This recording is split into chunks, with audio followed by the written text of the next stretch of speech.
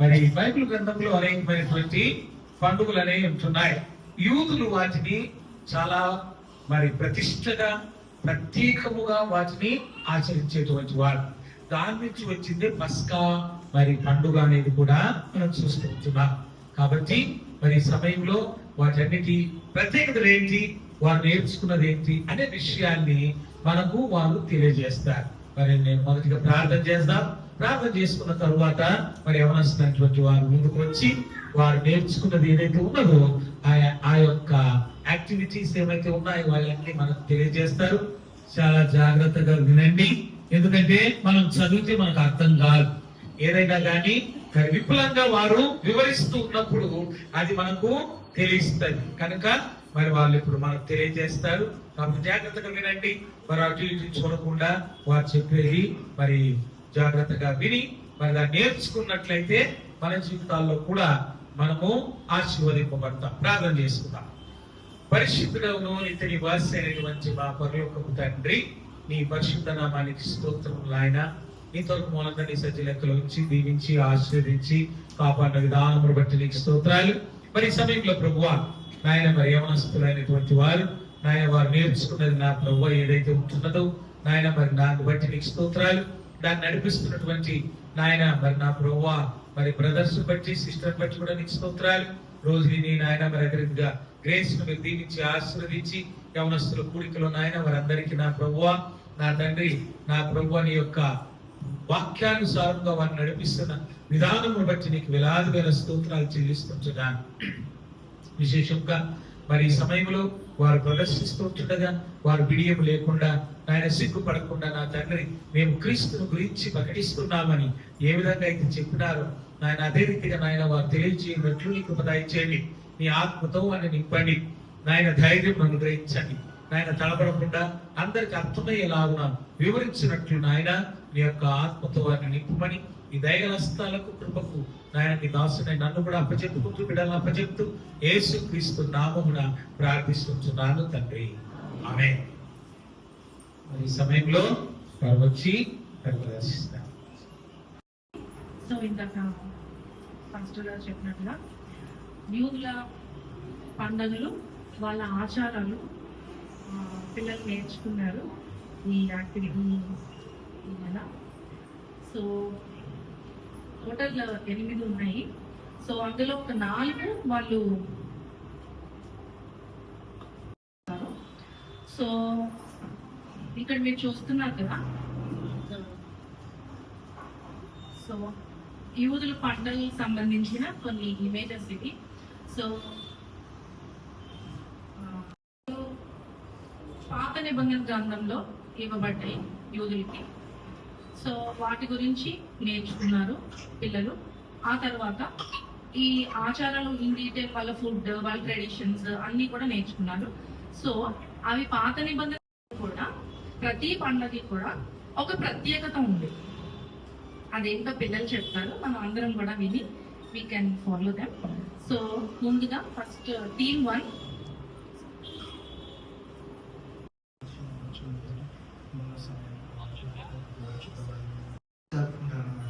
ఏంటంటే ముఖ్యంగా ఏంటంటే ఇక్కడ దేవుడు ఈ సృష్టినంతా సృజించాడు కదా, దాని విధంగా దేవుడు కూడా విశ్రాంతి చేసుకున్నాడు కదా, అందుకని వీళ్ళు జ్ఞాపకం చేసుకొని ఇవి ఆచరిస్తారనే విషయాన్ని చూస్తున్నాం.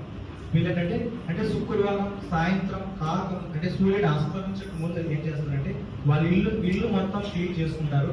అదేవిధంగా విశ్రాంతి దినంలో ఏ పని చేయకూడదని ఆజ్ఞ ఉంది కదండి, అది పాటిస్తారు. అంటే ఆ విశ్రాంతి దినంలో తినే ఆహారాన్ని మొత్తం శుక్రవారం అంటే సూర్యుని అస్తమించకపోతే వాళ్ళు ప్రిపేర్ చేసుకుంటారు. అదేవిధంగా వాళ్ళ కొడుకులు కుమార్తెలు ఉన్నారు కదా, వారిని తీసుకొచ్చి వారిని ఆస్వాదిస్తారు.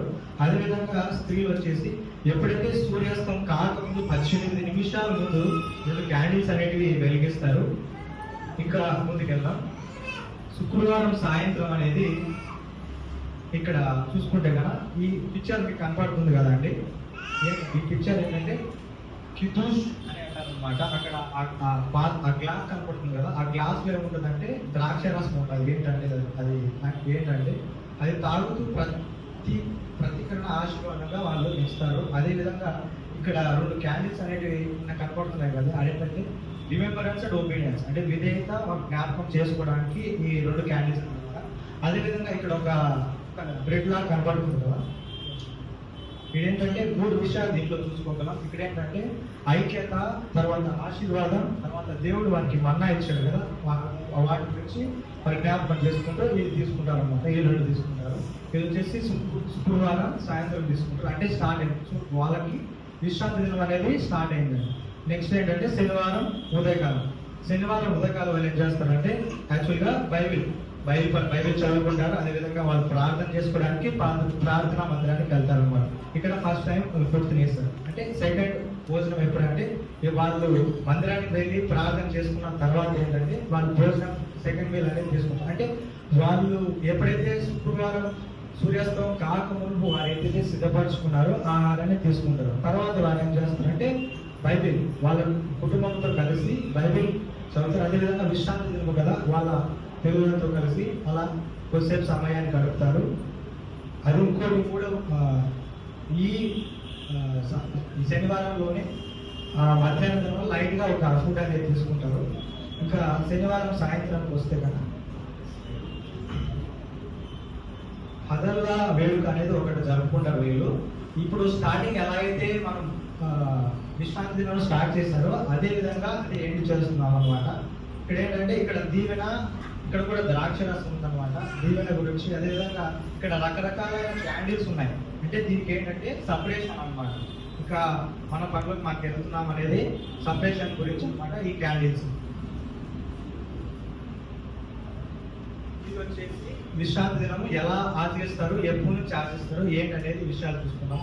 ఇప్పుడు మనం కొత్త నిబంధనలో అదేవిధంగా పాత నిబంధనలు వీళ్ళు ఎలా అయితే ఆచరించారో ఇప్పుడు మనం కొత్త నిబంధనలో ఎలా ఆచరించాలో మనం కొన్ని విషయాలు తెలుసుకున్నాం. వీళ్ళు ఏంటంటే ఎప్పుడు స్టార్ట్ అవుతుందంటే వీళ్ళకి శుక్రవారం సాయంత్రం అనేది స్టార్ట్ అవుతుంది. మనకు కూడా ఏంటంటే సండే మార్నింగ్ అనేది స్టార్ట్ అవుతుంది. అదేవిధంగా వీళ్ళకి ఏంటి ఎప్పుడు అంటే విశ్రాంతి దినం ఎప్పుడంటే శనివారం, మనకి ఎప్పుడంటే ఆదివారం అన్నమాట. అదేవిధంగా వీళ్ళు దేన్ని గుర్తులు పెట్టుకొని విశ్రాంతి దినం చేసుకుంటారంటే దేవుడు ఈ సృష్టి అంతా సృష్టించాడు అని దాన్ని గుర్తు చేసుకొని చేసుకుంటారు. అదేవిధంగా మనం ఏంటంటే దేవుడు యేసుప్రభువు వారి పునరుద్ధరణ జ్ఞాపకం చేసుకుంటూ మనం చేసుకుంటాం. అదేవిధంగా వీరికి ఏంటంటే ఈ పరిశుద్ధ దినం కఠినమైన ఆజ్ఞలు అనేవి దేవుడు ఇచ్చాడు. అంటే మీరు ఏం చేయకూడదు. మనకి ఇప్పుడు మనకి సందర్భంకి వచ్చి మనం విశ్రాంతి తీసుకోవాలనేది మనం మరి. అదేవిధంగా వీళ్ళు ఎలా ఆచరిస్తారంటే ఆ క్యాండిల్స్, లైటింగ్, అంటే బైబిల్ స్టడీ, ఇంతకుముందు ఇంగ్లీష్ అనేది చెప్పాను కదండి, ఇక్కడ ఇంగ్లీష్లో ఉంది, నేను తెలుగు చెప్తున్నాను. అలా ఆచరిస్తారు. అదేవిధంగా మనం కూడా ఏంటంటే మందిరానికి వచ్చి బల్ల తీసుకుంటాం, ఉపవాసం ఉంటాం అన్నమాట. ఇంకేంటంటే వీళ్ళు విధేయత విశ్రాంతి గురించి మనం తీసుకుంటారు. మనం ఏంటంటే ఆరాధన మరియు వేడుకగా మనం ఆదివారాన్ని చేసుకుంటాం. అది కాకుండా దేవుడైన యేసుప్రభువు వారు కూడా ఈ విశ్రాంతి దినాన్ని పాటించాడనమాట. లూకాసు వార్త 14వ అధ్యాయంలో మనం రెఫరెన్స్ కూడా చూసుకోవచ్చు. ఇంకా ఆయన శిష్యులు కూడా ఇక్కడ రెఫరెన్సెస్ ఉన్నాయి, కావాలంటే చెప్తాను. ఎవరైనా రాసుకోవాలంటే రాసుకోండి. మత్తయి వార్త 1 నుంచి 14 వచనాలు, అదేవిధంగా మార్కు వార్త 2వ అధ్యాయం 27-28 వచనాలు, అదేవిధంగా లూకాసు వార్త 4వ అధ్యాయం 16 వచనాలు, అదేవిధంగా యోహాను సువార్త 5వ అధ్యాయం 16 నుంచి 18 వచనాలు.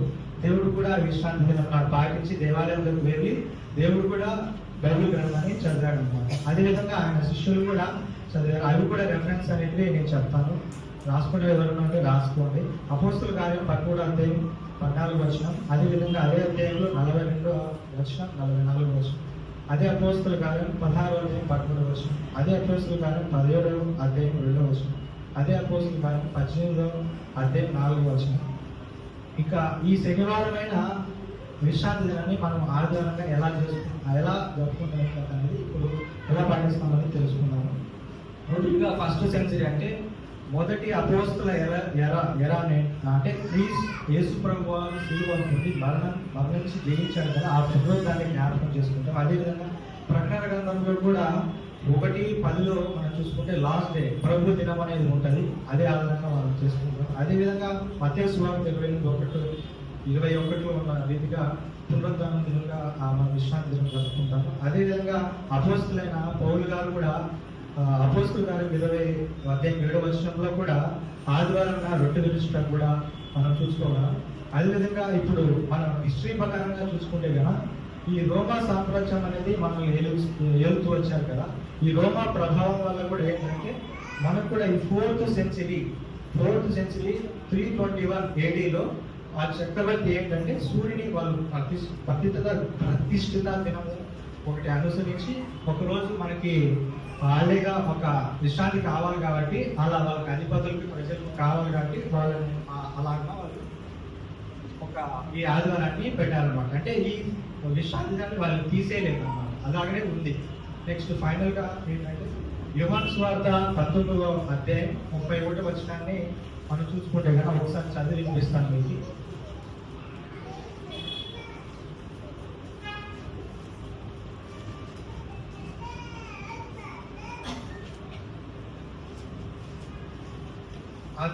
ఆ దినము సిద్ధపరచు దినము, మరుసటి విశ్రాంతి దినము మహా దినము కనుక ఆ దినము విశ్రాంతి దినము. శిలువ మీద ఉండకున్నట్లు వారి కాళ్ళు విరగొట్టుడు వారిని తీసి వేయించి యూదులు పిలాతును అడిగేది. ఇక్కడ ఏంటంటే సిద్ధపాటు గురించి మనం ఒక పాయింట్ అనేది నేను నేర్చుకున్నానండి. ఏంటంటే మనం మందిరానికి వచ్చేటప్పుడు సిద్ధపడి వస్తున్నామా లేకపోతే అలానే వచ్చేస్తున్నామా అనేది ఒక అంశాన్ని గుర్తు చేసుకోవాలి. ఎందుకంటే సిద్ధపాటు లేకుండా మనం ప్రభా నేను వచ్చేస్తున్నాను మాట్లాడే అంటే దేవుడు మనకి ఇప్పుడు ఫంక్షన్కి వెళ్తుంటేనే ఏదైనా వెళ్తేనే ఒక కొంచెం రెడీ అయ్యి వెళ్తాం.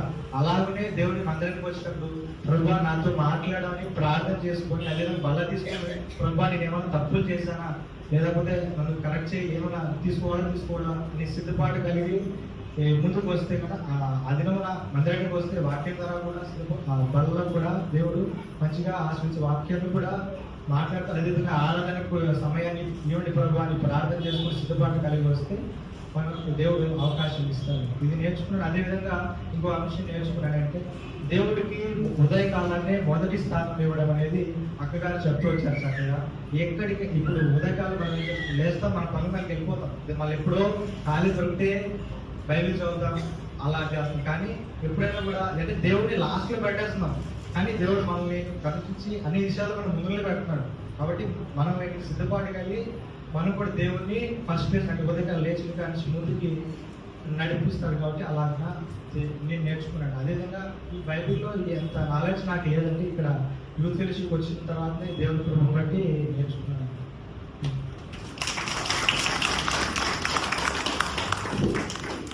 ఇప్పుడు పాస్ ఓవర్ గురించి ఎక్స్ప్లెయిన్ చెప్తున్నాం. అంటే పస్కా పండుగ.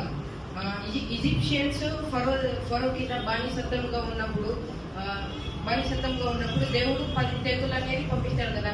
10 తెగుల్లో 10 ఏమంటే ఒక మరణ దేవత వచ్చి వారి ఇంట్లో ఉన్న మొదటి సంతానముని చంపేస్తానని ఉంది. ఇస్రాయేలీలో చనిపోకుండా ఉండాలంటే ఒక ల్యాంప్ అంటే ఒక చిన్న గొర్రె పిల్లని తీసుకొని అది ఒక సముద్రం లోపల ఉన్న చిన్న ల్యాంప్గా ఉండాలి. అది ఎప్పుడు తీసుకోవాలంటే first year first month 10th day అంటే అప్పుడు తీసుకోవాలి. దాన్ని ఎప్పుడు మళ్ళీ తర్వాత బలి వెళ్ళాలంటే 14th డే అంటే first year first month 14th day బలి వెళ్ళ. తర్వాత ఎలా బలి వెళ్ళాలంటే కుటుంబం అందరూ కలిసి దాన్ని బలి వెళ్ళాలి. దాని తర్వాత ఆ యొక్క వచ్చే దాన్ని కట్ చేసిన బ్లడ్ని తీసుకొని వారి యొక్క గృహానికి అయితే అంటే చిమ్మల్లా. ఈ పసుక పండుగ అనేది మనము పాత నిబంధన గ్రంథంలో నిర్గమకాండం 12వ అధ్యాయం 1-28 చూసుకుంటాం. మళ్ళీ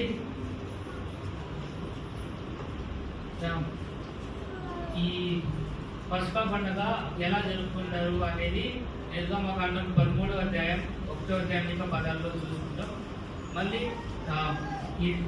ఇదే పస్కా పండుగని మనము కొత్త నిబంధన గ్రంథంలో యోహాను సువార్త 1వ అధ్యాయం 29వ వచనంలో చూసుకుంటాం. అది నేను ఇంగ్లీష్లో చదువుతాను. The next day John sees Jesus coming unto him and said, Behold, the Lamb of God is taken away the sin of the world.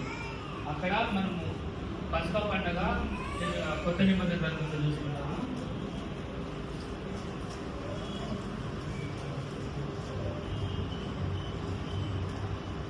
ఇది పస్కా పండుగ రోజు తినే పదార్థాలు.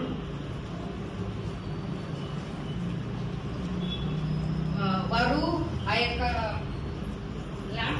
ల్యాంప్ని తీసుకొని వారు వాటర్తో ఉడికి పెట్టుకోకున్నట్ల ఫైర్తో దాన్ని కలుస్తారు. దాన్ని ఒక బోన్ కూడా విరగకుండా వాళ్ళు తింటారు. తర్వాత చేదైన ఆకుకూరలతో వాళ్ళు తింటారు.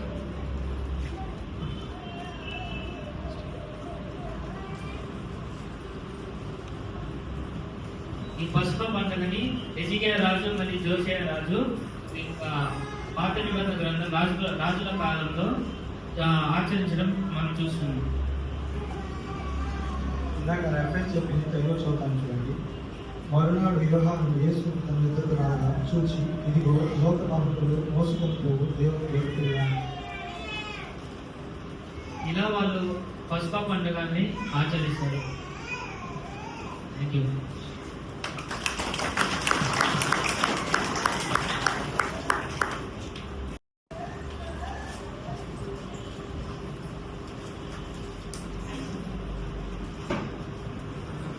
అందరికీ ప్రైజ్లా. నా పేరు మౌనిక. ఇప్పుడు మనము పస్కాని ఎందుకు చేసుకుంటామని చూసుకున్నాము. ఇప్పుడు ఎలా చేసుకుంటాము, ఏమేమి తినచ్చు ఏమేమి తినకూడదని చూసుకున్నాము.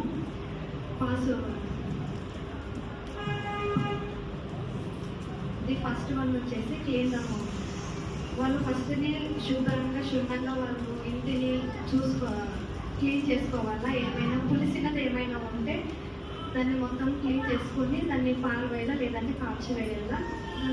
దాని తర్వాత మొత్తం ఇంటిని ఒక క్యాండిల్ చేతిలో పట్టుకొని ఒక క్లాత్ చేతిలో పట్టుకొని మొత్తం పొగ చూసుకుంటా మొత్తం దాన్ని క్లీన్ చేసుకొని ఒక స్పూన్తో ఎత్తి పారవేయాలి. దాని తర్వాత నెక్స్ట్ మార్నింగ్ ఏమైనా పులిసినది ఏమైనా ఉంటే దాన్ని కాల్చివేసి తీసివేయాలి. నెక్స్ట్ వన్ వచ్చేసి avoiding during pass over. 14th day నుంచి 21th డేస్ ఆ 7 daysలోన వాళ్ళు ఏం తినుకోకున్నట్లు ఉంటారు. ఏం తినకూడదు అంటే బ్రెడ్ కానీ పాస్తా కుకీస్ ఇవేవి వాళ్ళు తినకూడదు. అన్లివెన్ బ్రెడ్ వచ్చేసి ఏమైనా కిచెన్ కానీ మనం వంట చేసే స్థలంలో ఏమైనా పులిసినవి ఏమైనా ఉంటే మొత్తం చెక్ చేసుకొని దాన్ని కాల్చివేయాలి. ఇది పాస్ ఓవర్స్. ఇది పస్కాకి ముందు ఏమేమి వాళ్ళు చేస్తారు అంటే దేవుడు నిర్గమకాండంలో ఏమేమైతే వాక్యంలో వాళ్ళకి వాగ్దానాలు ఇచ్చాడు, చేసిన కార్యములు గొప్ప కార్యములు అవన్నీ వాళ్ళు గుర్తు చేసుకుంటారు. 4 cups వైన్ వచ్చేసి 4 ద్రాక్షరసం వాళ్ళు కప్స్ని తాగుతారు. దాని తర్వాత బైబుల్ ప్రకారము పులి అనేది పులిసినవి వాళ్ళు తింటారు. తర్వాత వచ్చేసి చేదు ఆకుకూరలు వాళ్ళు తింటారు. వాళ్ళ కుటుంబం 4 క్వశ్చన్స్ వాళ్ళ కుటుంబంలో ఎవరైనా చిన్నవారు లాస్ట్ పుట్టిన వారు ఎవరైనా ఉంటే వాళ్ళు 4 క్వశ్చన్స్ వాళ్ళు చేస్తారు. దాని తర్వాత దేవుడు మనకి స్వతంత్రం ఇచ్చాడని వాళ్ళు జ్ఞాపకం చేసుకుంటారు. ట్రెడిషనల్ సాంగ్స్తో వాళ్ళు దేవుడిని మహిమపరుస్తారు.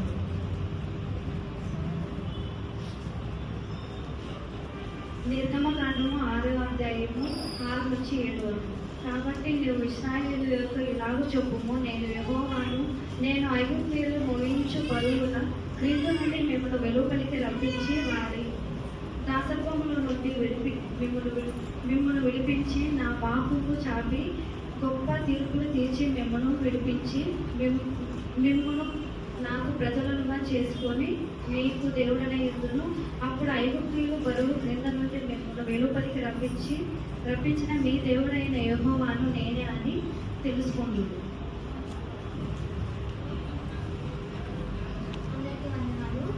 ఇప్పుడు తను చెప్పింది కదా, వాళ్ళు తీసుకునే ఫుడ్ వచ్చేసి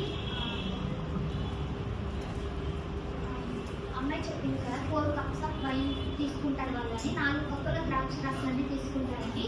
అక్కడ మనం 4 కప్పులు చూసుకున్నాం కదా, ఆ 4 కప్పులకి ఒక్కొక్క కప్పుకి ఒక్కొక్క మీనింగ్ ఉందన్నమాట, ఒక్కొక్క అర్థం ఉంది. అది ఏంటంటే దేవుడు వాళ్ళకి ఇశ్రాయేలీయులకి చెప్తాడనమాట, I will bring you out అంటే నేను ఐగుప్తీయుల కాడి క్రింద నుంచి నేను మిమ్మల్ని బయటికి తీసుకువస్తాను అనేది ఫస్ట్ కప్పుకి అర్థం అనమాట. సెకండ్ వచ్చేసి బానిసలో ఇజ్రాయేలు బానిసలో ఉన్నప్పుడు ఐగుప్తుల వాడి కింద నేను మిమ్మల్ని స్వతంత్రులుగా చేస్తాను అనేది సెకండ్ కప్కి అర్థం. ఐ విల్ ఫ్రీ యూ అంటే. అండ్ థర్డ్ కప్ వచ్చేసి ఐ విల్ రీడ్ యూ అంటే నేను మిమ్మల్ని విడిపిస్తాను. ఐగుప్తుల వాడి కింద నుంచి దేవుడి యొక్క చాచిన చేతితో వాళ్ళని బయటకు విడిపిస్తానని అర్థము. 4వ కప్ వచ్చేసి నేను మిమ్మల్ని నా సొంత ప్రజలుగా చేసుకుంటాము అని అర్థం అనమాట. అలాగే అక్కడ వాళ్ళు 14th డే నుంచి 21st వరకు వాళ్ళు ఆ ఫెస్టివల్ జరుపుకుంటారు కదా. ఆ 7 డేస్లో వాళ్ళ ఇంట్లో ఎవరైతే చిన్నవారుగా ఉంటారో వాళ్ళ చిన్నవారు వాళ్ళని 4 క్వశ్చన్స్ అడుగుతారు అనమాట. ఆ 4 క్వశ్చన్స్ ఏంటంటే అంటే మనం రోజు కంటే ఆ రోజు నైట్ని ప్రత్యేకంగా జరుపుకుంటారు కదా. ఆ రోజు దేనికి ప్రత్యేకంగా జరుపుకుంటారు, ఆ రోజు మాత్రమే ఎందుకు పులియని రొట్టెను తినాలి అని వాళ్ళు ఫస్ట్ క్వశ్చన్ అడుగుతారు. సెకండ్ క్వశ్చన్ వచ్చేసి అన్ని రోజులు అన్ని వెజిటేబుల్స్ తింటారు, బట్ ఆ రోజు మాత్రం చేదు ఆకుకూరను ఆ కాలంలోనే పండించిన ఆకుకూరను తింటారనమాట. అవి ఎందుకు తింటారు అని వాళ్ళు క్వశ్చన్ చేస్తారు. అక్కడ చేదు కూరలు ఎందుకు తింటారు అని అంటే ఐగుప్తీయులు కింద అంటే బానిసత్వంగా ఉన్నారు కదా. ఆ చేదు అనుభవం నుంచి, ఆ మార అనుభవం నుంచి బయటికి తీసుకురావడానికి గుర్తుగా వాళ్ళు అక్కడ చేదు ఆకుకూరలు తింటారనమాట. అలాగే ఫోర్త్ క్వశ్చన్ వచ్చేసి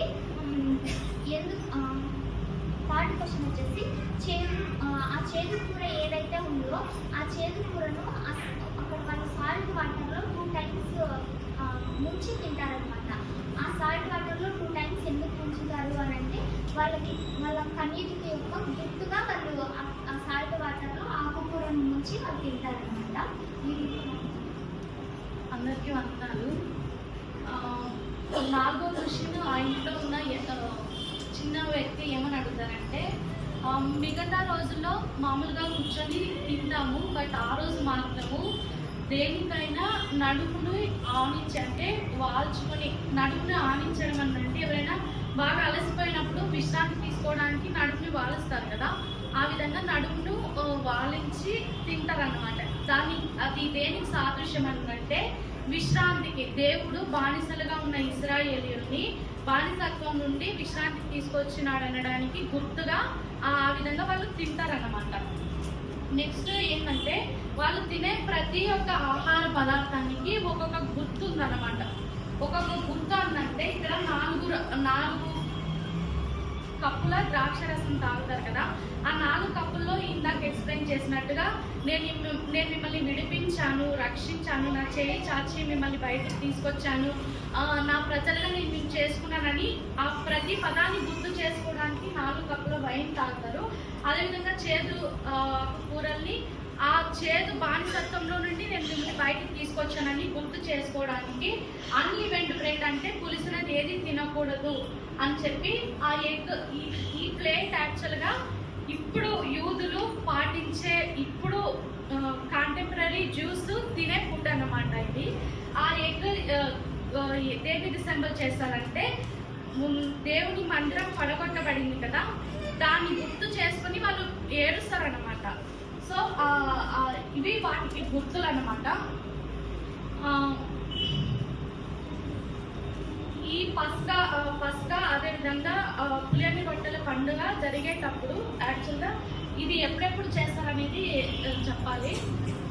దేవుడు ఎప్పుడు ఆజ్ఞాపించాడంటే ప్రతి సంవత్సరము మొదటి నెలలో, అంటే మన ఇయర్ క్యాలెండర్ ప్రకారం కాదు, జూయిష్కి సపరేట్ క్యాలెండర్ ఉంటుంది కదా, వాళ్ళ క్యాలెండర్ ప్రకారం ఆ ఇయర్లో ఫస్ట్ మంత్లో 14వ తేదీన పస్కా పండుగ చేస్తారనమాట. 14వ తేదీన పస్కా పండుగ ఎందుకు చేస్తారు, ఎలా చేస్తారు, గొర్రెని ఎందుకు వధిస్తారు, గుమ్మాలకి రక్తం ఎందుకు పూస్తారనేది చెప్పారు. అది 14వ తేదీ సాయంత్రం నుండి అంటే 15 నుంచి 21 7 రోజులు వాళ్ళు పులిసినవి ఏమి తినరు, అంటే ఏవైతే బేక్ చేసింటారో అంటే కుకీస్ కానీ బ్రెడ్స్ కానీ అట్లాంటివి ఏమీ తినరు. ఫ్రెష్గా అప్పటికప్పుడు చేసుకున్న రొట్టెల్ని తింటారనమాట. ఇవి 7 days అంటే 15 నుంచి 21 రోజులు 7 రోజులు అన్లిమిటెడ్ బ్రెడ్ చేస్తారనమాట. ఈ 2 పండుగల గురించి మేము ఇప్పుడు మాట్లాడుతున్నాము. వాళ్ళు ఎలా తింటారు, ఏమేమి తింటారు అనేవి ఆల్రెడీ చెప్పాము. ఇప్పుడు ఆ 7 రోజులు వాళ్ళు ఏమేమి చేస్తారు, చర్చిలకు వెళ్ళి, సినగాగ్ అంటే బైబిల్లో రాయబడిన రీతిగా సమాజ మందిరానికి వెళ్ళి వాళ్ళు ఏ ఆచారాలు పాటిస్తారంటే తోరా రీడింగ్. తోరా అంటే ధర్మశాస్త్రం, దేవుడు మోషేకి ఇచ్చిన ధర్మశాస్త్రాన్ని వాళ్ళు చదువుతారనమాట. ఆ తర్వాత నిర్గమకాండంలో దేవుడు మనకుంది కదా, మోషేని పంపించి దేవుడు ఎలా గొప్ప కార్యాలను చేసి ఇశ్రాయేలుని ఐగుప్తులో నుండి బయటకు తీసుకొచ్చినాడో ఆ గొప్ప కార్యాలన్నీ వాళ్ళు మాట్లాడుకుంటారనమాట. ఆ తర్వాత పాటలు పాడుకుంటారనమాట ఆ 7 రోజుల ఉదయాన్నే. ఆ తర్వాత ఆ లాస్ట్ రోజు అంటే 21వ రోజు ప్రేయర్ చేసుకుంటారనమాట.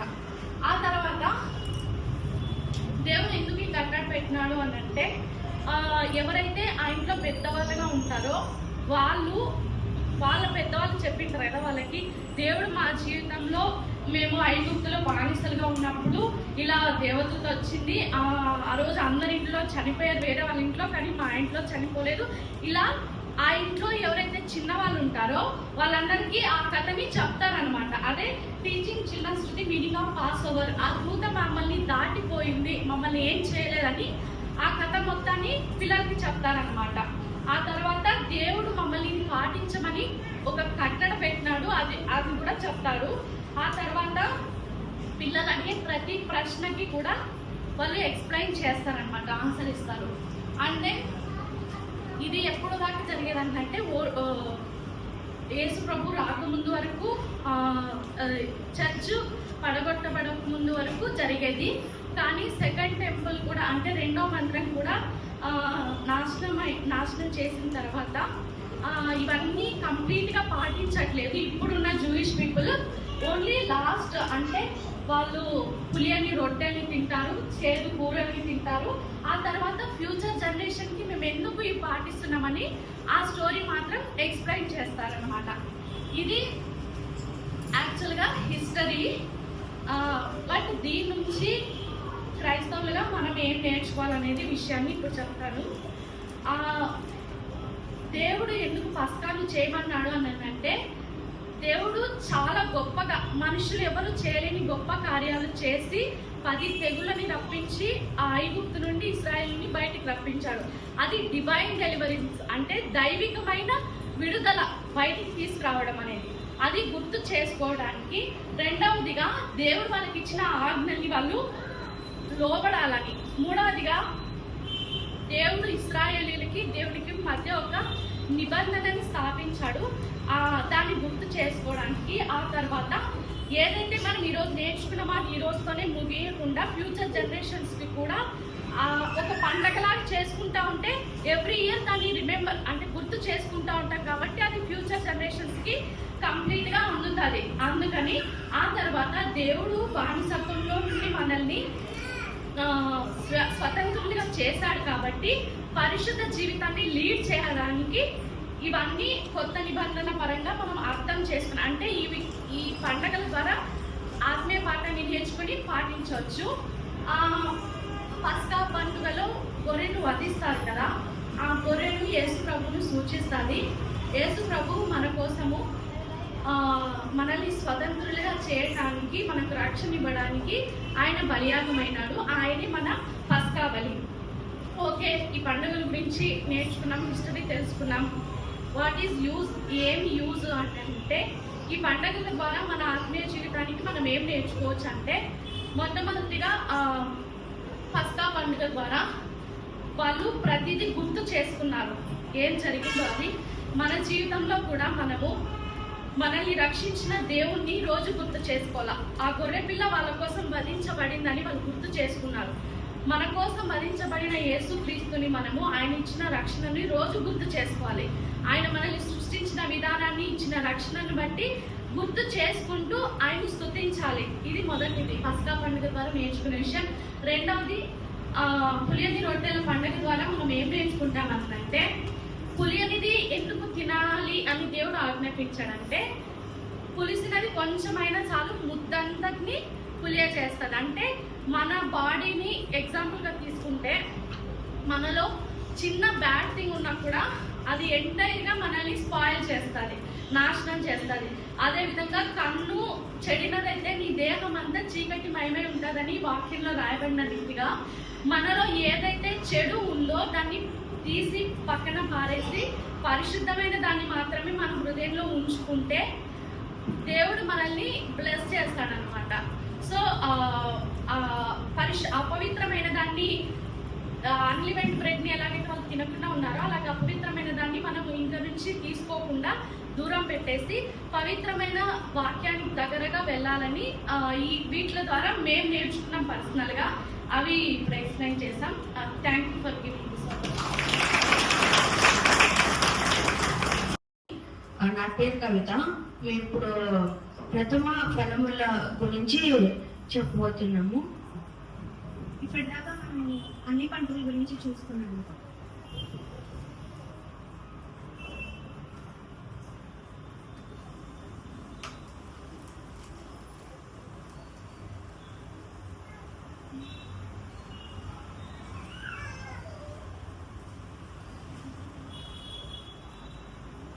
ఓకే, ఇప్పటిదాకా మనం అన్ని పండుగల గురించి చూసుకున్నాం కదా. మనమైతే చూసుకున్న పండుగలన్నీ ది సబాత్ అంటే విశ్రాంతి దినం, Passover and unleavened bread అంటే పులియని రొట్టెల పండుగ, the feast of first fruits అంటే ప్రథమ ఫలాల పండుగ, ద ఫీస్ట్ ఆఫ్ వీక్స్ అంటే పెంతెకోస్తు పండుగ, ద ఫీస్ట్ ఆఫ్ ట్రంపెట్స్ బూరల ఊదే పండుగ, ద డే ఆఫ్ అటార్నమెంట్ అంటే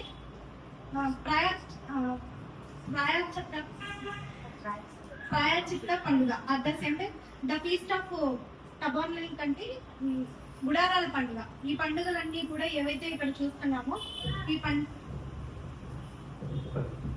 పండుగలు ఏవైతే అన్ని చూస్తున్నామో ఈ పండుగలన్నిటినీ ఇందాక అందరూ ఎక్స్ప్లెయిన్ చేశారు. మిగిలిన ఒకే ఒక పండుగ the feast of first fruits అంటే ఇంకా కొన్ని ఉన్నాయి. అవి కాకుండా the feast of first fruits అనేది ఇప్పుడు పెండింగ్ లో ఉంది. ఇందాక చూసాం కదా పస్కా పండుగ. ఇప్పుడు మనకు క్యాలెండర్ ఉంది జనవరి నుంచి డిసెంబర్ వరకు, అంటే మనం అవి మాసాలు అని అంటాం కదా. అలా యూతులకు కూడా ఒక ప్రత్యేకమైన క్యాలెండర్ ఉందన్నమాట. ఆ క్యాలెండర్ ఇందాక పస్కా పండుగ గురించి చెప్పారు కదా. నిసాన్ ఇక్కడ కనిపిస్తుంది కదా, ఫస్ట్ మంత్ నిసాన్. మనము జనవరి 1st న్యూ ఇయర్ గా జరుపుకుంటాము, కానీ యూతులు నిసాన్ ఫస్ట్ మంత్ జనవరి అంటే వాళ్ళ దృష్టిలో ఈ క్యాలెండర్ ప్రకారం నిసాన్ అనేది నూతన సంవత్సరంగా వాళ్ళు కన్సిడర్ చేస్తారనమాట. ఓకే, ఇప్పుడు ఏదైతే ప్రథమ ఫలాల పండుగ ఉందో ఆ పండుగను చూసుకుందాం.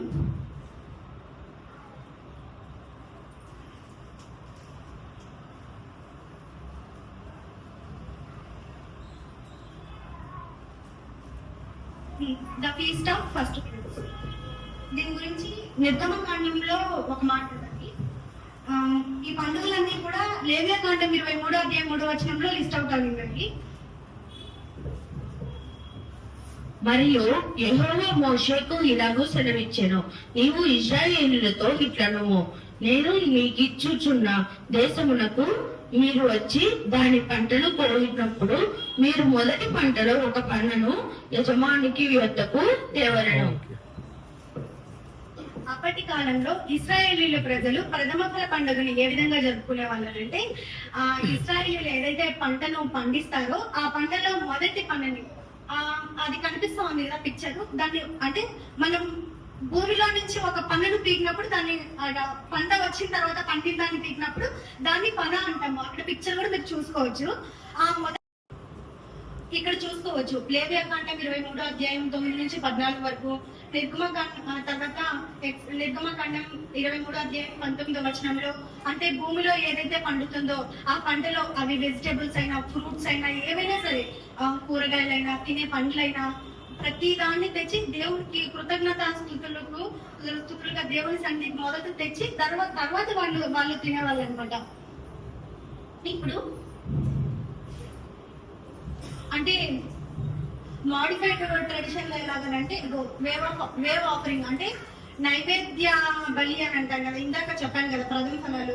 ఏ విధంగా వాళ్ళు దేవుని సన్నిధికి తీసుకొచ్చే విధానం ఎలా ఉండేదని అంటే, ఆ పన్నును తెచ్చినప్పుడు ఈ విధంగా అల్లాడించి, ఈ విధంగా వాళ్ళ చేతులతో ఆ పన్నును పట్టుకొని ఈ విధంగా అల్లాడించి దేవుని సన్నిధికి తెచ్చి ఆ విధంగా కృతజ్ఞతాస్తుతులు చెల్లించేవాళ్ళు. అంతేకాకుండా బర్ంట్ ఆఫరింగ్ ఏదైతే అంటే అప్పటి కాలంలో దేవునికి బలిగా ఒక గొర్రె పిల్లని అర్పించేవాళ్ళు కదా, ఈ విధంగా దేవునికి బర్ంట్ ఆఫరింగ్ ఇచ్చేవాళ్ళు. అంతేకాకుండా గ్రెయిన్ ఆఫరింగ్ అంటే ప్రథమ ఫలంగా పండించిన దానిలో, అది గోధుమలైనా వరి అయినా లేదా రాగులైనా ఏదైనా సరే, దాని యొక్క విత్తనాలతో వచ్చిన పిండి చూసారా, ఆ పిండి ఒక రొట్టెనైనా ద్రాక్షారసాన్నైనా మొదట వాళ్ళు దేవుడి దగ్గర పెట్టిన తర్వాతే వాళ్ళు తినేవాళ్ళు. ఆ విధంగా కృతజ్ఞత స్తుతులు దేవుడికి చెల్లించేవాళ్ళు. ఇక్కడ చూసుకోవచ్చు మాడిఫైడ్ ట్రెడిషన్ లో గోల్డ్ సిల్వర్ బాస్కెట్స్ తో దేవునికి ఫ్లవర్స్ తెచ్చి, అంతేకాకుండా దేవుని సన్నిధి చుట్టూ పాటలు పాడుతూ ఈ విధంగా కృతజ్ఞతాస్తుతులు చెల్లించేవారు. అంతేకాకుండా ఎవరైతే సంఘంలో విశ్వాసులు వస్తారో వాళ్ళందరూ నమ్మకంగా దేవుడు ఏవైతే మేలులు చేశారో వాటికి కృతజ్ఞతగా దేవుడు చేసిన మేలులకు సాదృశ్యంగా కృతజ్ఞతాస్తుతులు చెల్లించేవారు. అయితే ఇప్పుడు కూడా మనం ప్రథమ ఫల పండుగని జరుపుకుంటున్నాం. అయితే ఆ విధంగా కాదు, కానీ ఏ విధంగా అంటే దేవుడు అంటే మన ప్రథమ ఫలం ఎవరు, కొత్త నిబంధనలో ఆయనే మొదటివాడు కడపటివాడు అని ప్రకటన గ్రంథంలో మనం చూసుకుంటాము. అంటే మన కోసం దేవుడు పునరుద్ధరణై చనిపోయి తిరిగి పునరుద్ధరణై లేచాడు. ఆయన మొదటివాడు, ఆయనే కడపటివాడు. అయితే అటువంటి దేవునికి మన డేలో, మన ఏదైతే ఫస్ట్ డే ఉందో ఆ ఫస్ట్ డేని మనం దేవునికి సజీవ యాగంగా మన హృదయాన్ని సమర్పించి, మొదటి లేచిన తెల్లవారుజామున ఫస్ట్ అవర్ ఉంటది కదా, ఆ విధంగా సమర్పించి దేవుడు మనల్ని ప్రార్థించమని దేవుడు ఇప్పుడు కోరుకుంటూ ఉన్నాడు. అప్పుడైతే ఆ విధంగా తెచ్చి దేవుడికి కృతజ్ఞతాస్తుతులు చెల్లించేవాళ్ళు. ఇప్పుడైతే ప్రథమ ఫలంగా దేవుడు మన హృదయాన్ని సమర్పించమని దేవుడు అడుగుతున్నాడు. అటు విధంగా మన హృదయాన్ని మొదటి ఏదైతే ఉంటుందో మొదటి డేలో ఫస్ట్ అవర్, ఆ విధంగా దేవునికి మన సమయాన్ని ఇచ్చి ఆ విధంగా స్తుతించినట్లయితే ప్రథమ ఫలంగా దేవుణ్ణి మనం ఎంచిన వారి మధ్య. అంతేకాకుండా యాకోబు రాసిన పత్రికలో ఒక మాట ఉన్నది, ఇది యాకోబు రాసిన పత్రిక 1వ అధ్యాయం 18వ వచనంలో చూసుకున్నట్లయితే, పత్రిక 1వ అధ్యాయం 18వ వచనం, ఆయన తాను సృష్టించిన వాటిలో మనం ప్రథమ ఫలముగా ఉండునట్లు సత్యవాక్యము వలన మనలను తమ సంకల్పం ప్రకారము కనెను. దేవుడు మనల్ని ప్రథమ ఫలంగా ఉండాలి అని న్యూ టెస్టిమెంట్ లో కోరుకుంటా ఉన్నాడు అనమాట. అంటే ప్రతి ఒక్కరి పట్ల, నా పట్ల అయినా నీ పట్ల అయినా ప్రతి ఒక్కరి పట్ల దేవునికి ఒక ఉద్దేశం ఉన్నది. ఆ ఉద్దేశాన్ని నెరవేర్చడమే దేవుడికి మనమిచ్చే ప్రథమ ఫలం. సో అలా ఉండినట్లు దేవుడు నాకు మనకు సహాయం చేయనుగాక.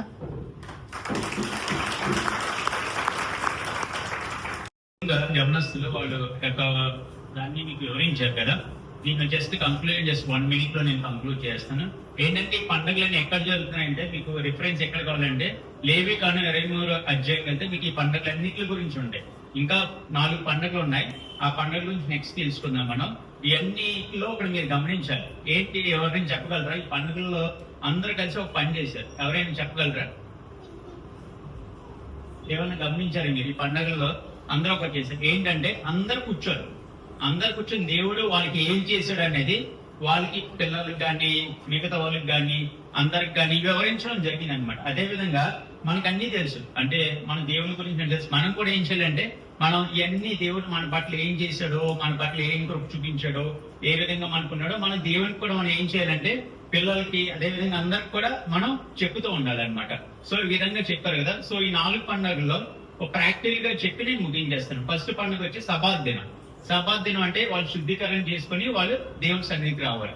ఫర్ ఎగ్జాంపుల్, మన పక్కన ఎవరైనా వారి నుంచి స్నానం చేయడం కూర్చున్నారు అనుకుందాం, ఎలా అనిపిస్తుంది మనకి? భయంకరంగా కంపు వచ్చేస్తుంది, అంటే వామిటింగ్ కూడా వచ్చేస్తుంది అనమాట కదా. అది శరీరం. అలాగే మన తండ్రి అయిన మన దేవుడు కూడా మన ఇక్కడికి వచ్చినప్పుడు వారం అంతా మనం చేసిన పనులన్నీ చేసేసి ఆదివారం తల మంచిగా దూకొని, జుట్టంతా వేసుకొని, మంచిగా బట్టలు వేసుకొని కూర్చుంటే దేవునికి కూడా ఏడవడం వస్తే, అరే బాబు నువ్వు 6 రోజులు మొత్తం అంతా భయంకరంగా జీవించావు, కనీసం వచ్చే ముందు కూడా ప్రభు నేను తప్పు చేసినాను కూడా నేను చేయలేకపోయాను అని మనకు కూడా ఏం చేస్తుంది, మనకి ఏ విధంగా యాక్నే వచ్చేస్తుందో దేవునికి కూడా మనం చూసి ఏమొస్తుందంటే ఏంట్రా బాబు అని చెప్పి నేను అన్ని చేయమన్నాను, శుద్ధీకరించుకున్నాను, ఏం చేయలేదని అడుగుతారు దేవుడు. మనం అంటే వచ్చేయడం కాదు, we also need to be responsible. అంటే దేవునికి మనం పవిత్రంగా జీవించాలని మొదటిది. రెండోది పస్కా పండుగ. మనందరికి తెలుసు, గొర్రెపిల్ల దేవుడు వధించబడ్డాడు అన్ని చెప్పాడు. So but for example practical ఏ విధంగా చెప్పాలనుకుంటే సిద్ధపాటు. ఫర్ ఎగ్జాంపుల్ మన తల్లిదండ్రులు పిల్లలకి ఒక ల్యాప్టాప్ అన్న ఫోన్ కానీ కొనుక్కోవాలనుకున్నారు. సో దాని గురించి స్టడీ చేశారు, అంతా చేశారు, డబ్బులు ఉన్నాయి, అన్ని కొనుక్కున్నారు. కానీ పిల్లోడు కొనుక్కోవట్లేదు. ఏం చెప్తారు మీరు పిల్లోడికి? అరే బాబు నీకు అన్ని తెచ్చాను కదా, ల్యాప్టాప్ కావాలన్నావు కదా, కొనుక్కోలేదు ఏంట్రా బాబు, నువ్వు కొనుక్కో వెళ్ళి, అన్ని రెడీగా ఉన్నాయి కదా అని చెప్తారు. అప్పుడు ఏం చేస్తారు? పిల్లోడే కొనుక్కుంటాడు.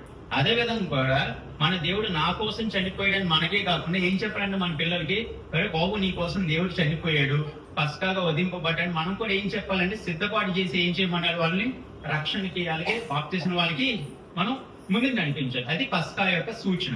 మూడోది ఏం చూసుకున్నాం మనం? Uneven bread. ఫర్ ఎగ్జాంపుల్ మనం టిఫిన్ చేసిన పులిచిపోయింది అనుకున్నాం. ఏం చేస్తాం మనం? బార్లీ ఏమంటాం మనం? పులిచిపోయింది పెట్టావు ఏంటి అంటాం. అలాగే పిల్లలు ఏం చేస్తారు? పులిచిపోయిన మజ్జిగ పెడితే ఏమంటారు? పులిచిపోయింది అమ్మ పడేసి కొత్తది అంటాం కదా. అదే కూడా మన జీవితంలో కూడా పులిసింది ఏమో ఉంటాయి, వాట్ ఎవర్ ఇట్ మే, ఎలాంటి పులుస్తుందో మనం ఏం చేయాలి? పడేయాలన్నమాట. ఆ విధంగా అది పులియని రొట్టెల పండుగ గురించి అంటే మీకు జస్ట్ అర్థం అవ్వడానికి అలా చెప్తానండి నేను. 4 తర్వాత వచ్చేది మొదటి ఫస్ట్ ఫ్రూట్. అంటే ఫస్ట్ ఫ్రూట్ ఏంటంటే దేవునికి మనం మొదటి ఇవ్వాలని చూసుకున్నాం. ఒకవేళ ఫర్ ఎగ్జాంపుల్ తల్లిదండ్రులకు మనం అనుకుందాం, మన తల్లిదండ్రులు మనం ఉన్నప్పుడు పిల్లలకి ఏం చేస్తాం? మనం తెచ్చిన వెంటనే ఫస్ట్ ఏం పెడతాం? పిల్లలకి పెడతాం. పిల్లలు తినిందంటే ఏం చేస్తారు? చాలా హ్యాపీ ఫీల్. అప్పుడు తండ్రిగా తల్లిగా మనం ఏం చేస్తాం? చాలా ఆనందపడతాం. ఏంటంటే మనం తెచ్చిన మొదటిది పిల్లలకి పెడతా ఆనందంగా ఉన్నారు. అలాగే భార్యలు ఏం చేస్తారు? వంట అయిపోయిన భర్తలకు ఫస్ట్ తింటారు. తినేసినంత భర్త అంటాడు చాలా బాగుందన్నాడు అనుకుందాం. అప్పుడు భార్య చాలా ఆనందపడతారు. అంటే వాళ్ళు తినకపోయినా వాళ్ళు తింటున్నారు కదా. అలాగే మన దేవుడు కూడా ఏంటంటే నీకు సమయం అంతా ఇచ్చాడు. సమయం అంతా ఇచ్చినప్పుడు మొదటిది నేనేం అడగట్లేదు, మొదటి నిమిషం, మొదటి గడియ నాకు ఇచ్చినప్పుడు నేను మిగతాదంతా నేను చూసుకుంటాను. అంటే ఏంటంటే I'm giving the time to you. ఆ టైంలో నువ్వు నాకు ఇమ్మని దేవుడు కూడా ఏం చేస్తున్నాడంటే ఒక తండ్రిగా మన తల్లిదండ్రులు మనం ఏ విధంగా ఆనందపడతామో అలాగే మన దేవాదేవుడు నా తండ్రి కూడా ఏం చేస్తాడు అనమాట, చాలా ఆనందపడతాడు. సో మన జీవితాల్లో కూడా ఈ యొక్క పండుగలు ఒక ఆచారంగా కాకుండా ఈ పండుగలు మనకి ఏంటంటే ఒక పిల్లలకి చెప్పడం కానీ అందరికి చెప్పడం కానీ మనం రోజు చేస్తూ ఉండాలి. ఏ విధంగా మనకి అరే చదువుకున్నావా, అరే నువ్వు స్కూల్కి వెళ్ళావా, ఏం చేసావు అని అడుగుతూ ఉంటాం. మంచిది, అది అడగొచ్చు. అదే విధంగా మనం కూడా దేవుని సన్నిధికి వచ్చినప్పుడు ఒరే నీకేం చెప్పారు ఇవాళ సండే స్కూల్లో, ఒరే నీకేం చెప్పారు చర్చిలో అని మనం అడుగుతూ ఉండే కొద్ది పిల్లలు ఏమవుతారంటే వాళ్ళు తెలుసుకుంటారు. సో మనం ఏం చేయాలంటే మనం అన్యులు చెప్తాం నీకోసం దేవుడు చనిపోయాడు, రా నరకం వెళ్ళిపోతాం. అదే విధంగా మనం కూడా మన పిల్లలకు కూడా ఏం బోధించాలంటే ఈ విధంగా అందరు ఫ్యామిలీగా కూర్చొని అందరు కుటుంబంగా కూర్చొని వీ ఆల్సో నీడ్ టు అంటే దేవుని యొక్క గొప్ప కార్యాలు చేసిన ప్రతీది కూడా ఆయనకి మనం పిల్లలకి చెప్పుతూ దేవునికి స్తుతి చేయడం. ఇది చిన్నగా యవనస్తులందరూ నేర్చుకొని చెప్పారు. మిగతా ఇంకా 4 పండుగలు ఉన్నాయి. అట్ల గురించి నెక్స్ట్ 5వ వారంలో మనం తెలుసుకుందాం. దేవునికి కృతజ్ఞతలు. స్తోత్రం, చాలా చక్కగా వివరించినారు. అయితే ఆఖరిగా ముగింపుకు ముందుగా నేను రెండు ఎక్స్ప్లెయిన్ చేస్తాను. మొదటిది ఏంటంటే పులియని రొట్టెతో మీరు పండుగను ఆచరించాలి. 1 కొరింథీయులకు రాసిన పత్రిక 5వ అధ్యాయము, 1 కొరింథీయులకు రాసిన పత్రిక 5వ అధ్యాయము, దయచేసి 6, 7, 8 వచనాలు అందరం కలిసి చదువుకుందాం. 1 కొరింథీ 5, 6, 7 వచనాలు, 8వ వచనం.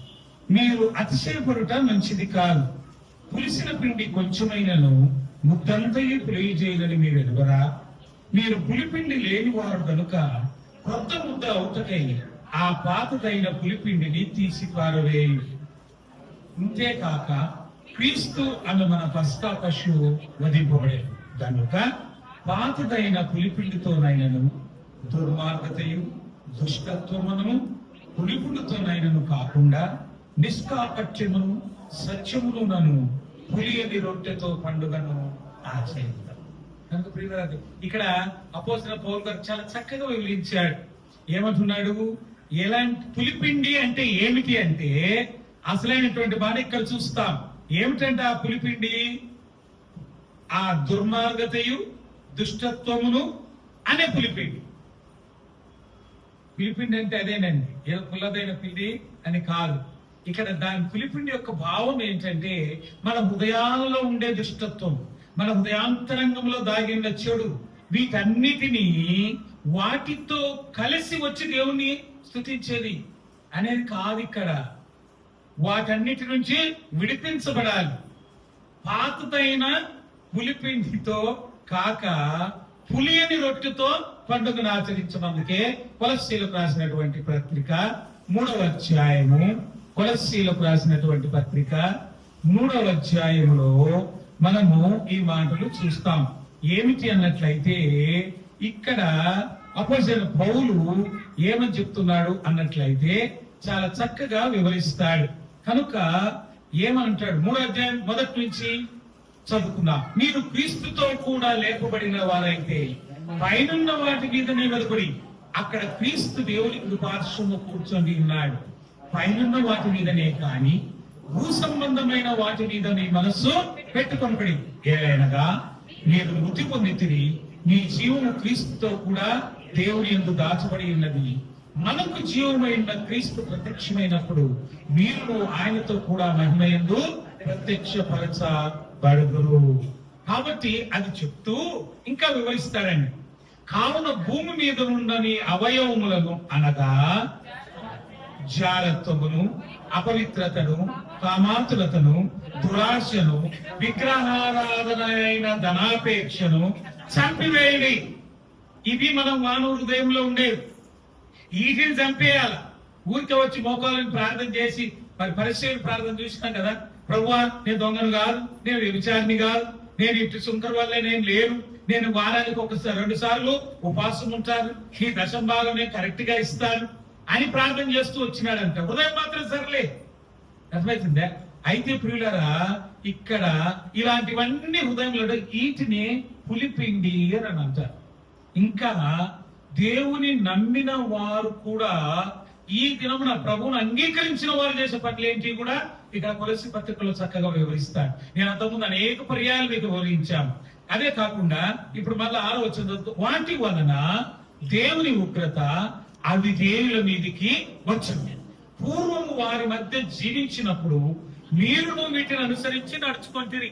అప్పుడైతే మీరు వీటిని అనుసరించి నడుచుకున్నారు, మంచిదే. అర్థమవుతుందా? అయితే ఇప్పుడు అని అంటే ఏంటి? యేసుక్రీస్తుని అంగీకరించిన తరువాత, ప్రభువును హృదయంలో చేర్చుకున్న తరువాత మనం ఏం చేస్తామంట? చదువు చూడండి. ఇప్పుడైతే మీరు కోపము, ఆగ్రహము, దుష్టత్వము, దూషణ, మీ నోట బూతులు అను వీటిని విసర్జించుడి. ఆడేమో తిట్టు వస్తారు కదా, స్తోత్రం స్తోత్రం అని వస్తాం. మన కదా నాయన. ఇంట్లోనేమో జగడము, మందిరంలోకి వచ్చేస్తే చేతులు జోడించేది. ఆడ జగడము, ఈడ జోడింపు, రెండు. అది కాదండి. పిల్లలు ఇక్కడ గమనించండి. వీటన్ని ఇప్పుడు ఎవరు దేవుని విశ్వసించిన వారు, ప్రభువును నమ్మినటువంటి వారు, బాప్తిసం పొందినటువంటి వారు, ప్రభువును ఎరిగినామని చెప్పుకునేవారు చేసే పని ఏంటంటే మొట్టమొదటిగా కోపము. ఉదయకాల సమయంలో ఎక్స్ప్లెయిన్ చేశాం కోపం గురించి. రెండవది ఆగ్రహము, మూడవది దుష్టత్వము, నాలుగవది దూషణ, ఐదవది మీ నోట బూతులు. వీటన్నిటిని మీరు విసర్జించుడి. ఇయే పులిపిండి అని అంటారు. ఇలాంటివి హృదయంలో పెట్టుకొని, ఇలాంటివన్నిటిని హృదయంలోనికి ప్రవేశింప చేసుకొని దేవుని సన్నిధికి వచ్చి చేతులు ఎత్తి ప్రార్థన చేసేది, చేతులు ఆడించకుండా దయచేసి చేయొద్దండి. ఆ విధంగా నీ చేతులు పరిశుద్ధమై ఉండాలి. సంశయమును, సందేహములు లేకుండా పరిశుద్ధమైన చేతులతో మన ప్రభువును స్తుతించే వారంగా ఉండాలి. కాబట్టి పిల్లల దేవుని పిల్లలు గమనించండి. ఆడ చూస్తేనేమో భార్యని ఇంట్లో తిట్టేసి వస్తుంది, అందమైన ఇంట్లో పిల్లలందరూ కలిసేసి వస్తుంది, వీడికొచ్చి మొఖాల మీదకి వచ్చి దేవుని స్తుతిస్తూ ఉంటారు. కనుక పిల్లల జాగ్రత్త. ఇలాంటి పులిపిండిని కలిగి ప్రభువును స్తుతించిన దేవుడు దాన్ని అంగీకరించాడు. దేవుడు దాన్ని అంగీకరించాడు. హృదయం శుద్ధి కావాలి. ఇవన్నీ సూచనలు ఏంటంటే ఆయన చెప్పేది ఒకటే, ప్రభువు చెప్పే మాట ఒకటే, నీ హృదయము. అందుకే హృదయం గురించి చాలా మాటలు చాలా సార్లు చెప్పాను నేను. ఆదికాండం 8వ ప్రకారం నరుని యొక్క హృదయం బాల్యం నుండి చెడది. మనకు ప్రియులారా దేవుని బిడ్డలారా గమనించాను. అదే రీతిగా మరి ఇర్మియా గ్రంథం 17:9 వచ్చిన ప్రకారం హృదయం అన్నిటికంటే మోసకరమైనది, అది ఘోరమైన వ్యాధి కలది. దాన్ని గ్రహింపగలవాడేవాడు? నీ హృదయ స్థితి నీకు తెలుసు, కానీ దాన్ని బయటికి మనము చేయలేం. కానీ దేవుడు ఎరుగు, కానీ నీ హృదయాంతరంగాలను చూసేవాడు దేవుడు, నువ్వు హృదయ స్థితిని ఎరిగిన వాడు దేవుడు. కనుక నీ హృదయంలో ఇలాంటి పులిపిండి ఉన్నట్లయితే చిన్న పులిపిండి ముద్దంతా పాడు చేస్తుందంట. కనుక నీ జీవితంలో కూడా వీటిల్లో ఏది ఉన్నా అంటే నాకు అవన్నీ ఏం లేవండి, మీరు చెప్పిన వాటిలో ఏం లేదు, ఒక్కటి ఉందండి. ఏంటది? కోపం మాత్రం చాలా ఉందండి. కోపం ఏం చేస్తుందంటే దేనికి నడిపిస్తుంది? ఆగ్రహానికి నడిపిస్తుంది. ఆగ్రహం ఏం చేపిస్తుంది? దూషణకు నడిపిస్తుంది. దూషణ ఏం చేస్తుంది? బూతులకు దారి తీస్తుంది. మరి ఒక్కదానికి ఎన్ని లింకులు ఉన్నాయి చూసా? అలాంటి పులిపిండి నీ హృదయంలో పెట్టుకొని నువ్వు ప్రభుని ఆరాధించినా, ప్రభుని స్తుతించినా, ప్రభుని గణపరిచినా అది వ్యర్థం. అదే పులిపిండి లేని వారంగా అవన్నీ హృదయంలో నుంచి తొలగించుకొని వాటన్నిటి నుంచి బయటికి వచ్చి వాటిని చంపివేయమంటాడు. అది నీలో ఉందా? చంపేయి వాటిని. అప్పుడు పులియని రొట్టెతో ప్రభువును ఆరాధించాలి, ప్రభువును స్తుతించాలి. రెండో మాట చెప్తా ఏంటి అన్నట్లయితే, మరి మొదటి వాళ్ళు అన్నారు కదా పండుగ ఏంటమ్మా? అర్పణల కోతల పండుగ కదా, ప్రథమ ఫలముల పండుగ. నేను ఒక డైలీ బ్రెడ్ లో చదివినానండి. ఈ యొక్క యూదులు ఇశ్రాయేలీలంట వారు పైన వేసిన తర్వాత అర్థమవుతుందండి, ఆ పంటకు వచ్చిన తర్వాత రైతులంట గమనించండి ప్రియులారా, ఆ పొలం యొక్క కూర్చొని కాచుకోని ఉంటారట. ఏ పని అయితే మొదటిగా వస్తుందో చూసారా, ఏ పని అంతేకాకుండా వారు వేకుజామున వెళ్ళిపోతారట. వెళ్ళి ఏ పని అయితే ఫస్ట్ కనపడుతుందో దానికి వాళ్ళు వెళ్ళి రెడ్ రిబ్బన్ కడతారట. గుర్తుపెట్టుకోవాలి, మొదటిగా 1 వచ్చినా 4 వచ్చినా 8 వచ్చినా ఆ పని ఏదైతే మొదటిగా కనపడుతుందో దానికి వెళ్ళి ఏం కడతారట? ఆ ఎర్ర రిబ్బన్ కడతారట, తాడు కట్టేస్తారట. వారు కోసేటప్పుడట ప్రార్థించి ఏం చేస్తారట?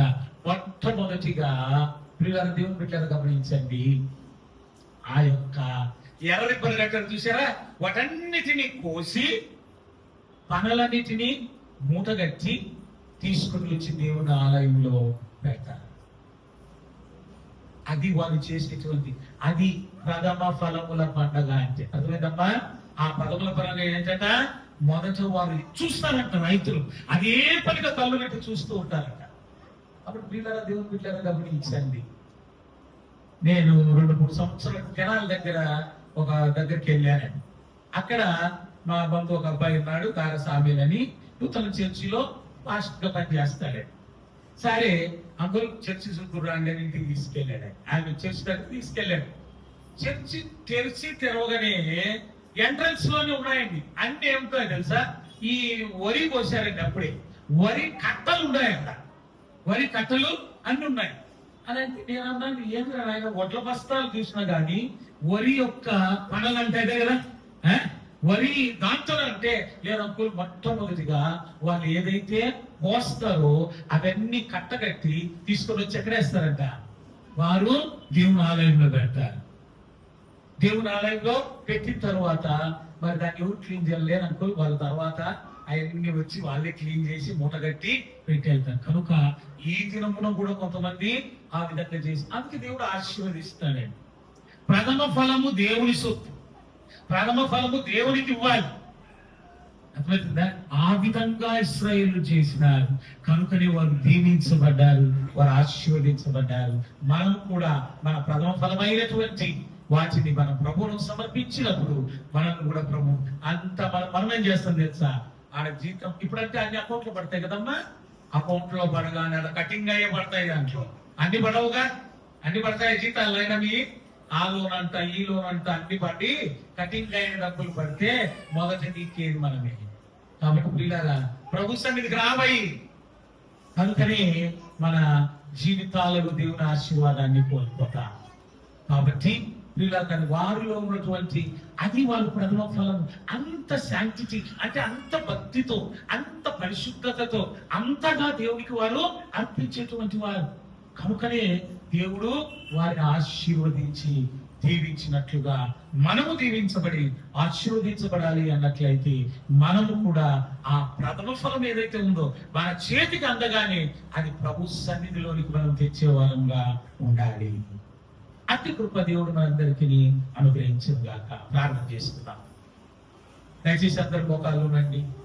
అందరు కళ్ళు మూసుకున్నట్లయితే ఈ సమయంలో ఒకవేళ మరి ఇప్పుడు వారు చదివినటువంటి ఆ యొక్క పండుగల గురించి నేర్చుకున్నాం, చెప్పినటువంటి మాటలు విన్నావు.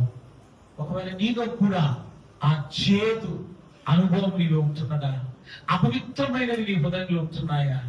చదువుకున్నాం కదా, నీలో ఉన్నటువంటి కోపం, ఆగ్రహం, దూషణ, నీ నోట బూతులు, ప్రభు నమ్ముకున్న తర్వాత ఇలాంటి కార్యాలు నీలో ఉంటున్నాయి. కనుక అవన్నీ పెట్టుకొని వచ్చి నువ్వు ఎంతగా ప్రభువును స్తుతించినా, నువ్వు ప్రభువును ఆరాధించినా అది వ్యర్థం. ప్రభు అంగీకరించడు. కనుక మొట్టమొదటిగా దాని నుంచి నువ్వు బయటికి రా. నీ హృదయాన్ని పరిశుద్ధపరచుకో. ప్రభు యేసుక్రీస్తు వారి రక్తాన్ని కోరుకు. అయ్యా, నా హృదయంలో కూడా ఇవన్నీ దాగి ఉన్నాయ్యా, నా హృదయాంతరంగా ఈ విధంగా నిండిందని ప్రభు, కనుక దయతో నన్ను క్షమించయ్యా, నీ పరిశుద్ధ రక్తంతో నన్ను కడుగునాయన, నేను నీ బిడ్డగా ఉండుటకు నీ కృపను దయచేయమని ప్రభువును ప్రార్థించుకో. ప్రభువును అడుగు. ప్రభువును అడిగితే దేవుడు తప్పక దీవిస్తాడు. ప్రభువు తప్పక ఆశీర్వదిస్తాడు. నిన్ను మారుస్తాడు, నీ జీవితాన్ని మారుస్తాడు. ఇవన్నీ పెట్టుకొని నువ్వు క్రైస్తవుడుగా జీవించలేవు. కనుక నీ హృదయాంతరంగంలో ఏదైతే ఉన్నా ఇప్పుడు ప్రభువును అంగీకరించిన తరువాత, మోకాళ్ళ మీదకి వచ్చిన తరువాత, ప్రభువును ప్రార్థించేటప్పుడు నీలో ఉన్నటువంటి ఈ పులిపిండి నీ హృదయంలో ఉంటున్నది. ఇలాంటి పులిపిండి నీ హృదయాంతరంగంలో దాగి ఉంటున్నది. వాటిని నీవు పరిశుద్ధపరచుకో. వాటిని నీవు పరిశుభ్రపరచుకో. క్రీస్తు యేసు యొక్క రక్తమును నీవు కోరుకో. అప్పుడు దేవుడు నిన్ను క్షమించి రక్షించి నేను తన బిడ్డగా చేసుకుంటాడు. అప్పుడు ధైర్యంగా ప్రార్థించి పులిపిండి లేని వారముగా ప్రార్థిస్తే దేవుడు నీ ప్రార్థనకు జవాబిస్తాడు. పరిశుద్ధుడా, నిత్య నివాసి స్తోత్రం నాయన. ఇంతవరకు అందరినీ సచిగతలు ఉంచినా నీకు స్తోత్రాలు. మరి సమయంలో ప్రభువా, నీ బిడ్డలైనటువంటి వారు నాయన, యవనస్తులైనటువంటి బిడ్డలు నాయన, నా ప్రభువా, నా తండ్రి, అనేకమైన పండుగల గురించి వారు తెలియజేసి దాని ద్వారా ఆత్మీయమైన సత్యాలను మాకు బోధించిన విధానమును బట్టి నీకు వేలాది వేల స్తోత్రాలు చెల్లిస్తుంటున్నాం. నాయన ఇంతవరకు రక్షించినారు, విన్న వాక్యాన్ని ఫలింప చేయండి నాయన. మరి బిడ్డలు విన్నారు, చూచినారు, అది నాయన ఇక్కడితో మర్చిపోకుండా వారు ప్రభువా నాయన, వారు నా తండ్రి అది జ్ఞాపకం చేసుకుంటూ నెమరు వేసుకుంటూ ముందుకు సాగుటకు నీ కృపను అనుగ్రహించమని, మీరే మహిమ పొందమని, ఘనత మహిమ ప్రభావాలన్నీ నీకు అర్పిస్తూ యేసుక్రీస్తు నామమున ప్రార్థిస్తున్నాను తండ్రి. మనం లేచి పడుకున్నట్లయితే